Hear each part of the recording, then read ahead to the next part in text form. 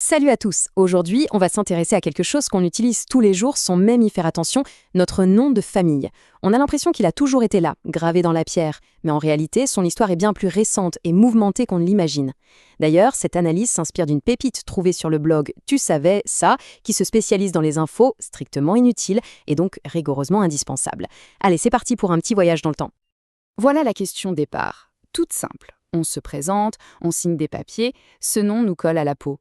Mais, franchement, qui s'est déjà posé pour se demander, au fait, d'où il sort ce nom?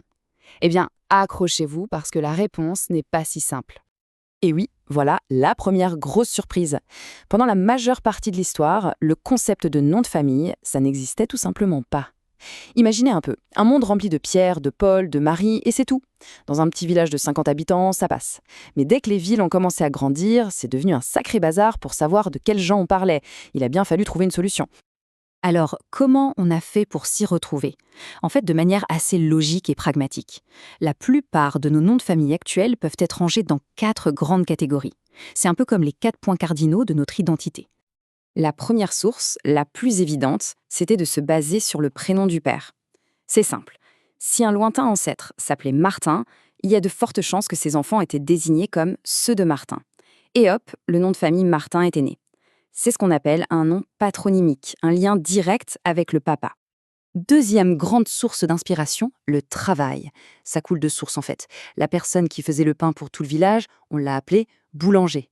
Celui qui travaillait le fer, le faber en latin, est devenu Lefebvre. Nos noms de famille, c'est un peu comme un immense annuaire des métiers du Moyen Âge. On pouvait aussi être identifié par son adresse. C'est tout bête. Celui qui habitait près du pont, c'était Dupont. À côté de la forêt, Dubois. Et quand une nouvelle personne arrivait d'une autre ville, on l'appelait par sa provenance, genre le Lyonnais, et souvent le surnom est resté. Et bien sûr, la quatrième catégorie, ce sont les surnoms, souvent basés sur une caractéristique physique ou un trait de caractère. Le plus petit du village, on l'appelait petit, le plus costaud, le grand. La personne avec les cheveux roux, le roux. C'était direct, efficace et ça pouvait marquer une famille pour des générations. Mais là où ça devient vraiment savoureux, c'est que ces surnoms pouvaient être complètement ironiques.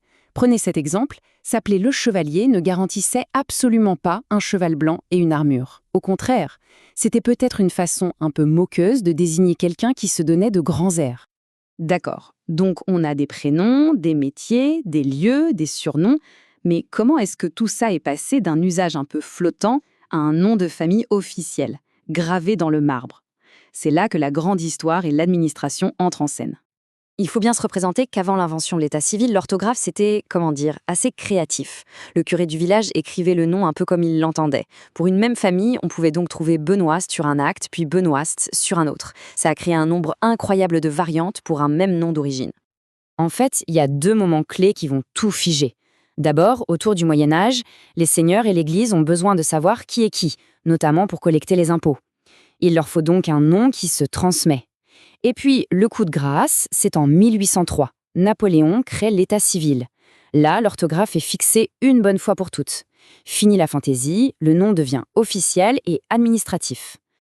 Le résultat de toute cette histoire un peu chaotique, c'est ce chiffre impressionnant, 1 300 000. C'est à peu près le nombre de noms de familles différents qu'on trouve aujourd'hui en France.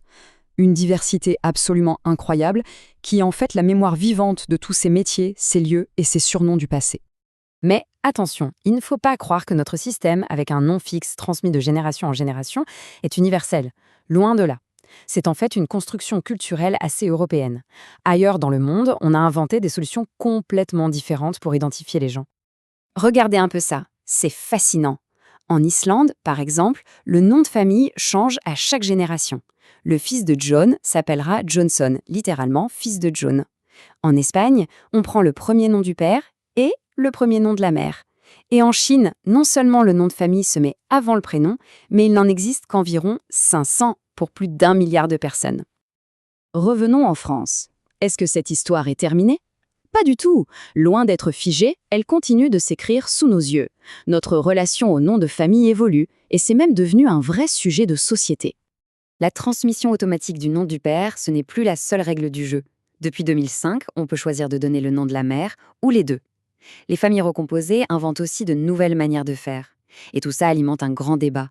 Et si on pouvait changer de nom plus facilement? quand celui qu'on porte ne nous correspond plus?